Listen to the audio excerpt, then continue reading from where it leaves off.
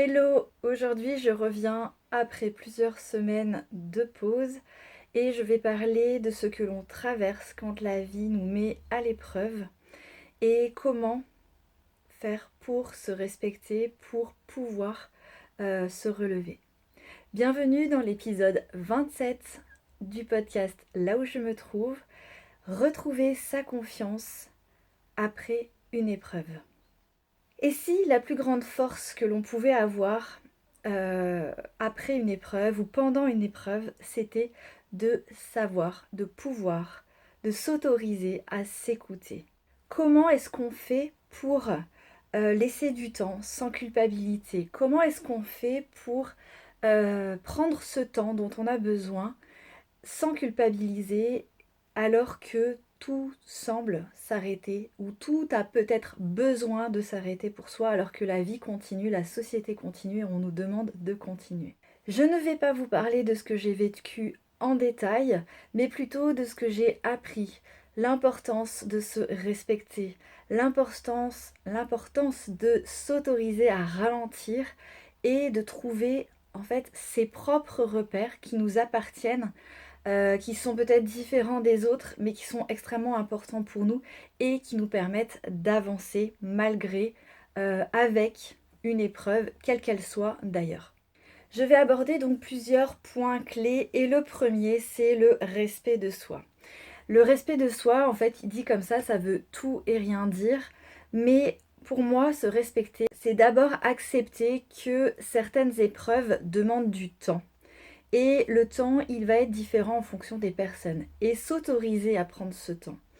En fait, c'est nécessaire. C'est pas qu'on est faible ou c'est pas que on n'est pas suffisamment fort, etc. Non, c'est que on a besoin de temps pour digérer cette épreuve. Encore une fois, quelle que soit cette épreuve, ça peut être quelque chose qui nous touche de très très proche, et pas forcément. On va aussi avoir tendance à se juger sur oui, mais en fait, ça me touche pas de si près que ça, mais ça m'a chamboulé. Et ben oui, c'est comme ça, et l'accepter et accepter que ça prend du temps pour digérer cette épreuve, pour laisser passer ses émotions, pour réapprendre, apprendre ou réapprendre à vivre autrement après cette épreuve, ça demande du temps. Et donc pour moi, se respecter, le respect de soi passe par cette acceptation que, quelle que soit l'épreuve, elle peut prendre du temps, plus ou moins long, et se l'accorder ce temps. Ne pas se dire c'est bon, je passe à autre chose. Parfois, en faisant ça, on se fait rattraper par cette épreuve qui vient nous se rappeler à nous, en nous refaisant plonger un petit peu, si je peux le dire comme ça, et qui nous rechamboule alors qu'on pensait que c'était derrière nous et que c'était réglé, entre guillemets. Mais finalement, on avait besoin de plus de temps. Et de se l'accorder, et ben, c'est aussi se respecter. Donc la première question à vous poser, si vous passez par des épreuves difficiles de la vie, c'est pour moi, de quoi j'ai besoin, de combien de temps. Alors de combien de temps, ça va être difficile de le dire selon l'épreuve, mais en tout cas d'être consciente que on a besoin de se laisser du temps et c'est normal, c'est naturel, c'est humain et ce n'est pas une question de faiblesse ou de je ne sais pas quoi, de d'être trop fragile, etc. Non, pas du tout, pas du tout. Le deuxième point clé, ben, c'est les fameuses injonctions sociales. J'en parle extrêmement souvent, mais elles sont valables aussi quand on a une épreuve dans la vie. Elles sont présentes également et on a tendance aussi à se juger, mais aussi à être pris dans le flot de la vie et le flot de la société où, par exemple, on va parler de notre épreuve et puis les personnes vont peut-être parfois raconter qu'elles ont déjà vécu la même chose, etc. Ou pas du tout, et en fait ne pas faire attention à nous, à nos besoins, et on va avoir tendance à vouloir reprendre vite, à vouloir refaire comme si de rien n'était, à revivre comme si tout était comme avant. Et selon l'épreuve, eh ben, ce n'est pas forcément comme avant. Et savoir dire non et pouvoir dire non et s'autoriser à dire non. Je le dis de différentes façons parce que pour moi, quand on dit, ça peut être mal interprété quand on dit savoir dire non, on peut se dire ah la personne elle ne fait pas d'effort et ce n'est pas le sens de mon message. Savoir dire non, ça veut dire qu'on apprend à dire non. Et je pense que beaucoup qui écoutent mon podcast sont un petit peu dans mon comme moi, c'est-à-dire que dire non pour moi avant c'était très très compliqué. En tout cas, dire non c'est aussi s'accorder du temps. Euh, Dire non c'est s'accorder l'importance que l'on mérite et ne pas se laisser quelque part influencer, se laisser emmener par toutes ces injonctions qui sont sociétales, sociales, qui sont de la société et de la vie de tous les jours. Et certaines épreuves demandent qu'on ne réponde pas, et j'ai envie de dire un peu toutes les épreuves demandent qu'on ne réponde pas à ces injonctions qui nous demandent de faire comme si de rien n'était. Plus on va faire comme si de rien n'était, plus on va mettre les choses sous le tapis, et plus, à un moment donné, elles vont nous exploser à la figure, pardonnez-moi l'expression, mais et plus elles vont en fait, c'est comme une cocotte minute, hein, au bout d'un moment, où le vase qui va déborder, à un moment donné, ça explose, ça déborde, ça ne va plus du tout parce qu'on a trop mis, on a trop accepté, on a tout mis sous le tapis parce qu'on avait ce besoin ou cette injonction de continuer à tout prix. Et le à tout prix, parfois, on le paye très très cher. Donc, la deuxième clé, c'est de dire non à ces injonctions et de dire non à je fais comme si de rien n'était. Parce que parfois, ça ne vient pas de l'extérieur, ça vient de nous.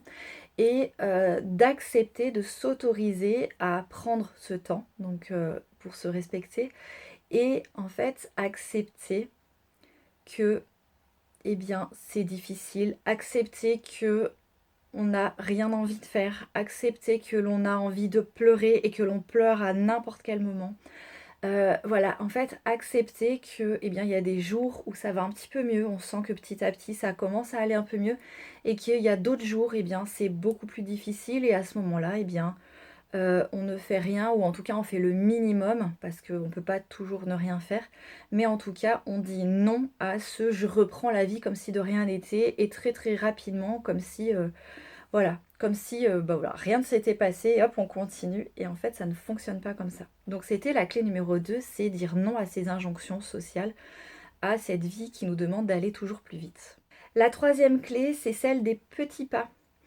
En fait, après une épreuve, il y a des moments, je l'ai dit tout à l'heure, il y a des moments où il y a des jours où ça va mieux. Et puis, on se dit, chouette, ça y est, je repars. Je recommence à pouvoir faire ce que j'ai envie de faire, à faire ce que je dois faire, etc. Et puis, hop, le lendemain, on replonge, entre guillemets, ou en tout cas, on n'a plus l'énergie, on a, je le disais, envie de pleurer, on a envie de crier, on est en colère, enfin voilà, on passe par toutes les émotions possibles et imaginables.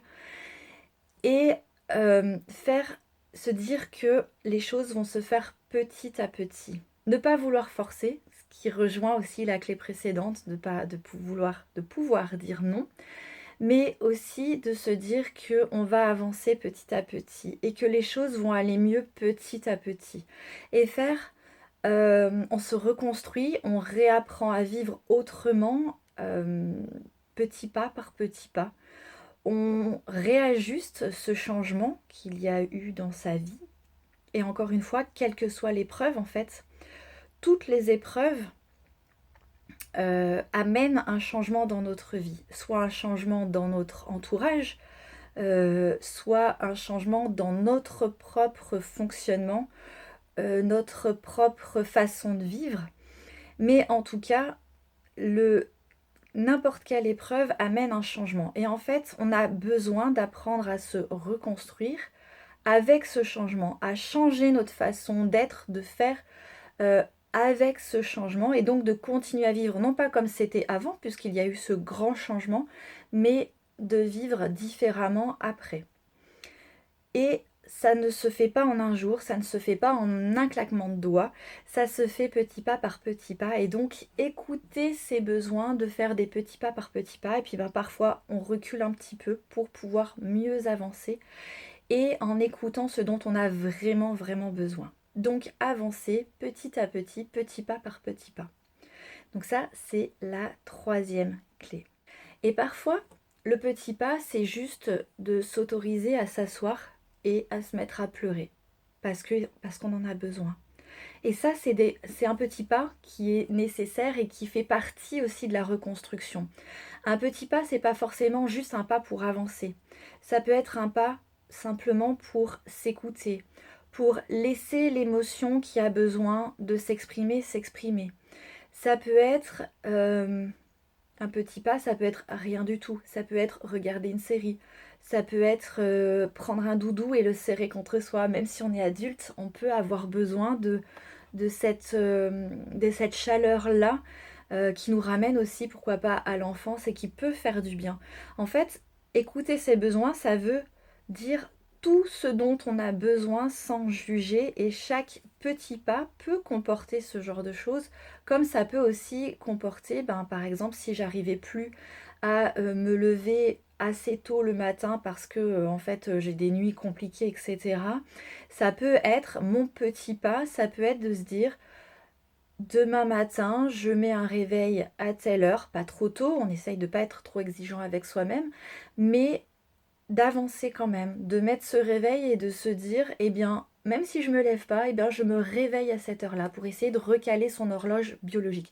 Je donne des exemples, mais ce ne sont que des exemples, mais c'est pour expliquer que chaque petit pas peut être vraiment paraître en tout cas insignifiant pour les autres, mais à partir du moment où c'est un vrai petit pas pour vous, pour toi, parce que tu en as besoin, eh bien en fait c'est un vrai petit pas et c'est ça qui va permettre d'avancer, de se reconstruire petit à petit pour pouvoir retrouver une vie normale, si ce n'est une vie qui, avec ce changement, mais qui te permet de continuer à avancer et de vivre ta vie. Alors voilà les 3 clés que je voulais vous partager aujourd'hui par rapport à ça, par rapport à quand on vit une épreuve. Et bien sûr, je vais donner encore des pistes pour avancer, des questions à se poser quand on vit une épreuve. Encore une fois, quelle que soit l'épreuve, elle peut paraître minuscule comme elle peut être extrêmement compliquée, dévastatrice, énorme. Mais en fait, et encore une fois aussi, ce ne sont que des pistes, mais j'espère qu'elles aident à faire réfléchir et à s'autoriser à être plus soi et à vivre les choses comme on a besoin de les vivre et non pas comme on devrait ou comme il faudrait que l'on les vive. Donc, première chose, eh bien, une des pistes, c'est de s'autoriser à ralentir. S'autoriser à ralentir, alors moi je l'ai fait ces dernières semaines, donc tu as bien, si tu suis mon podcast depuis quelques temps, tu as vu que je n'ai pas publié d'épisode, je ne sais plus depuis combien de semaines, et c'est quelque chose que je me suis autorisée à faire, malgré le fait que quand j'ai commencé ce podcast, je m'étais dit je publierai un épisode toutes les semaines. Toutes les semaines, quoi qu'il se passe, etc. Donc j'essaie, je vais m'organiser, etc. Eh bien en fait, non, je n'étais pas en état de tourner des épisodes, donc je ne l'ai pas fait. Et au début de prendre cette décision, je me suis dit oh là là, mais les gens qui me suivent vont plus pouvoir m'écouter. La visibilité aussi que j'avais, parce que certainement que tu le sais, pour qu'un podcast fonctionne, il faut qu'il y ait des gens qui écoutent, il faut qu'il y ait de plus en plus de gens qui nous connaissent pour que ça puisse fonctionner. Et d'ailleurs, c'est pour ça qu'on fait un podcast. C'est pour partager des choses, pour aider les autres aussi. Et si on n'a pas d'écoute, eh bien en fait, ça ne sert à rien. Et je me suis dit, aïe aïe aïe, mon podcast, qu'est-ce que ça va devenir?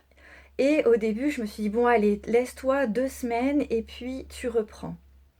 Et en fait c'était complètement utopique de me dire 2 semaines et de me fixer une date comme ça. En fait, je ne savais absolument pas le temps dont j'avais besoin. Et aujourd'hui, je réenregistre un épisode de podcast. Mais je sais pas, peut-être que le prochain épisode sortira pas la semaine prochaine, mais peut-être dans une autre plus tard. Ou peut-être que oui, ou peut-être que je vais devoir refaire une pause, etc. En fait, je ne sais pas. Mais je me suis quand même autorisée à ralentir. Et je pense que si je m'étais forcée à faire ces épisodes, euh, pour parler vrai, ils auraient été pourris en fait, ces épisodes, parce que j'aurais pleuré, j'aurais pas pu m'exprimer. Tu vois d'ailleurs qu'aujourd'hui, je pense que ça s'entend, j'ai encore un peu du mal à m'exprimer. Mais Mais en fait, si j'avais forcé, eh bien, ça aurait été certainement contre-productif. Et, euh, et en fait, je me serais fait plus de mal que de bien. Donc, et j'aurais fait aussi plus de mal et à mon podcast, et à vous qui m'écoutez, et en fait à tout le monde. Donc en fait, c'était vraiment pas la chose à faire, mais je peux le dire aujourd'hui avec du recul. Et voilà. Mais tout ça pour te dire que je me suis autorisée à ralentir quand on peut le faire, bien sûr. Parce que quand on a un emploi peut-être salarié ou peut-être quand on a des personnes dont on doit s'occuper et enfin, où on n'a pas de répit, eh bien en fait c'est peut-être moins possible. Mais en tout cas, euh, première piste, c'est de s'autoriser à ralentir et peut-être faire que vraiment le nécessaire et le reste, eh bien tant pis. Souvent on se dit oui, mais après quand je vais reprendre, ça va être pire parce que je vais avoir 3 fois plus de boulot. Eh bien, alors pour ma part, c'est pas le cas finalement, parce que comme je me suis autorisée à ralentir sur certaines choses, eh bien en fait mon énergie est revenue et j'ai pu faire des choses. Et c'est moi ça me fait ça et je pense que ça le fait à beaucoup de personnes quand je suis pas bien, ranger, nettoyer, ça me fait du bien. Mais sans me forcer en fait. Donc bien sûr que si le quotidien je le faisais en me forçant, mais en tout cas tout le reste, on va dire tout ce qui est moins urgent que le quotidien, eh bien en fait j'ai pu le faire tranquillement à mon rythme. Sur des moments pas forcément très logiques, hein. Des fois à 21 h le soir je me mettais à ranger, à balayer quelque chose, etc. Mais tant pis, voilà. Mais c'est aussi ça. Et donc, s'autoriser à ralentir, c'est se donner aussi la permission de faire une chose à la fois et de ne pas se mettre de pression. Donc ça, c'est la première piste que je t'invite si tu vis une épreuve, des épreuves. Parfois, des personnes vivent plusieurs épreuves en même temps. Eh bien, de se poser la question, quelle petite action aujourd'hui te ferait du bien et sur quoi, en fait, finalement, tu peux laisser couler, laisser les choses se faire. Elles se feront plus tard ou elles se feront pas, mais c'est peut-être pas si grave que ça. Deuxième piste, c'est d'écouter son corps. Ton corps, il sait ce dont il a besoin et souvent c'est notre tête qui dit non, non, non, mais ça c'est pas bien. Peut-être que quand tu as vécu une épreuve, peut-être que tu as envie de crier, peut-être que tu as envie de pleurer, peut-être que tu as envie de bouger. Au contraire, peut-être que tu as envie de rester blotti au fond de ton canapé à manger des glaces et à regarder des séries. Euh, Moi, je fais pas ça, je mange pas des glaces, mais je mange des bonbons, je mange des cochonneries, je mange gras, je mange. Voilà, je mange. Mais là aussi, c'est pareil, mon corps avait besoin, dans une épreuve, il a besoin d'être réconforté, et mon corps avait besoin de manger euh, des choses régressives, donc qui faisaient du bien. Et je t'avoue qu'à un moment donné, je me suis dit, oh là là, les kilos qui vont s'accumuler. Oui, c'est une réalité, mais ce n'était pas le moment de gérer ça et ce n'était pas le moment de me restreindre là-dessus parce que ça m'aidait à surmonter cette épreuve. La priorité, elle n'était pas là à ce moment-là et oui, il va falloir que je remette du cadre dans mon alimentation, mais au moment quand j'avais besoin de vivre cette épreuve et j'avais besoin de cette nourriture réconfortante. Ce n'était pas le moment de me restreindre là-dessus parce que j'avais cette épreuve à digérer, elle, déjà. Euh, voilà. Ça peut être, je sais pas, un plaid tout duveteux que tu veux porter. Peut être je sais, enfin, ça peut être plein de choses, mais en tout cas, écouter son corps, écouter ton corps. Il te dit ce dont tu as besoin et en fait, donne-lui ce dont il a besoin. Donne-lui tout ça parce que ça va t'aider à vivre cette épreuve, à la digérer. J'aime bien dire ça parce qu'en fait, on a besoin de que les choses se fassent comme dans la digestion. Les choses se fassent et la digestion, elle fait le tri. Eh bien, c'est la même chose quand on vit une épreuve.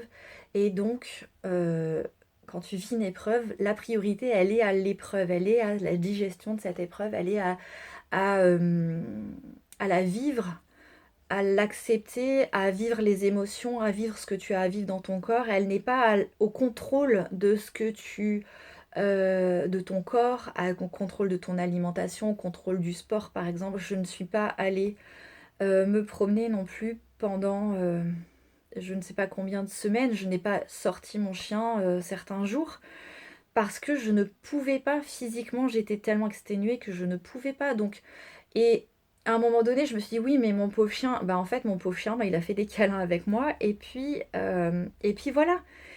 Il s'est adapté et quand je vais pouvoir reprendre normalement, tranquillement ma vie, on va dire, de tous les jours avec plus d'énergie, eh ben, je retournerai le promener, je retournerai courir, je retournerai marcher, je retournerai faire plein de choses. Mais pour l'instant, ce n'était pas le moment et en fait, la priorité n'était absolument pas là.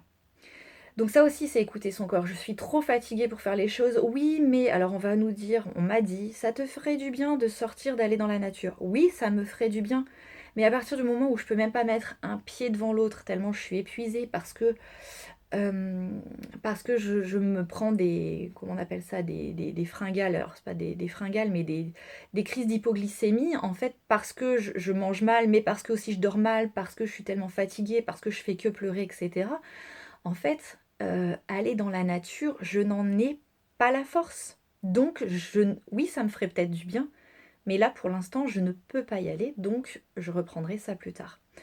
Cet épisode est extrêmement personnel finalement, mais tout ça pour te dire que en fait les épreuves, elles nous mettent vraiment vraiment à l'épreuve et en fait apprendre à s'écouter dans ces moments-là est encore plus important. Et on a beau savoir, bah oui, manger sainement, ça serait bien, faire du sport, ça serait bien, voir du monde, ça serait bien. Mais c'est pareil, à des moments, je n'avais pas la force de voir du monde. Je préférais qu'on me laisse tranquille, qu'on me laisse dans mon coin, que je puisse pleurer quand j'en avais envie, que je puisse crier si j'en avais envie, que je puisse regarder des trucs à la télé. Je ne sais même pas ce que j'ai regardé parce qu'en fait c'était juste pour me permettre de ne pas penser à certains moments. Enfin voilà, pour te dire que vraiment, écoute-toi, écoute ton corps, écoute ce dont tu as besoin. Et on sait que ça va pas durer pendant toute la vie, mais plus on va aller à l'encontre de ça et plus ça va durer longtemps justement. J'ai l'impression, en tout cas moi j'ai essayé au maximum d'écouter ce dont j'avais besoin et encore aujourd'hui, et ça va encore durer pendant un certain temps, plus je m'écoute et plus je laisse faire les choses et moins je force et, et plus et plus la gestion de cette épreuve est fluide. J'allais dire facile, elle n'est pas facile. Rien n'est facile dans une épreuve, donc non, ce n'est pas facile, mais en tout cas, c'est plus fluide et ça se fait plus rapidement, entre guillemets. Troisième chose que tu peux faire, c'est avoir des petits rituels justement qui sont doux pour toi, donc qui sont en fonction de ce que tu peux faire et ce que tu as envie de faire, et des petites choses qui te permettent de te raccrocher à quelque chose. Je sais pas si c'est en te levant, ben là il va commencer à faire beau ces jours, enfin on espère, avec le printemps qui est en train de s'installer, voilà, mais qui est un peu fluctuant. Ça peut être juste se mettre, si tu peux, enfin à ta fenêtre, au soleil un petit moment. Boire un thé recroquevillé dans ton canapé. Voilà, en fait, c'est-à-dire que les besoins que tu as, c'est de les ritualiser, de les répéter pour qu'ils te fassent du bien jour après jour. Et en fait, ça te permet aussi de te raccrocher à quelque chose en fait, qui fait du bien régulièrement et qui permet bah, de se chouchouter un petit peu et de se faire du bien. Quand on vit une épreuve, on a besoin de se chouchouter déjà soi-même. On a aussi besoin de se faire chouchouter par les autres, mais on a besoin de se faire chouchouter déjà par soi-même et de s'autoriser à se chouchouter. Donc voilà, si tu vis une épreuve, si tu as déjà vécu une épreuve, eh bien tu peux aussi me partager eh bien, ton vécu, ton ressenti, puis par rapport à je t'ai raconté aujourd'hui, si cet épisode t'a parlé, s'il peut t'aider, si il t'aurait aidé à un certain moment, et puis ben pour malheureusement les prochaines épreuves que chacune de nous allons vivre. J'espère qu'il pourra servir. Parce que les épreuves font aussi partie de la vie et apprendre à les vivre, eh bien en fait ça fait partie de la vie aussi. Donc ce que je veux que tu retiennes, c'est que vivre une épreuve, traverser une épreuve, c'est avant tout traverser, ça veut dire c'est une question de respect de ton rythme, de tes besoins, de toi, de ta façon unique et personnelle de te relever de cette épreuve. On pourra avoir tous les conseils du monde. En fait, chacune, on a une façon unique et qui nous est très très personnelle de nous relever d'une épreuve. Donc voilà ce que je veux que tu retiennes pour cet épisode. Et partage-moi encore une fois en commentaire si ça t'aide, si tu arrives à te respecter, par quoi ça passe dans les moments difficiles, les épreuves de la vie. Et dans le prochain épisode, on revient plus sur la base de l'identité vestimentaire, du profil textile et comment les vêtements peuvent nous aider à être alignés. Ça aussi, ça fait partie de nos besoins. Être aligné avec ces vêtements, ces choses que nous portons tous les jours sur nous et auxquelles parfois on ne fait pas trop attention. Voilà, et les vêtements peuvent également nous aider à vivre des périodes de bouleversement et nous aider, hein, c'est pas miraculeux non plus, mais ça peut nous aider à vivre une épreuve. Merci d'avoir été là. Si l'épisode t'a plu, tu peux mettre un pouce, des étoiles, des commentaires en fonction de la plateforme où tu l'écoutes ou tu le regardes. On se retrouve très vite dans un prochain épisode. Et d'ici là, prends soin de toi là où tu te trouves. Bye bye!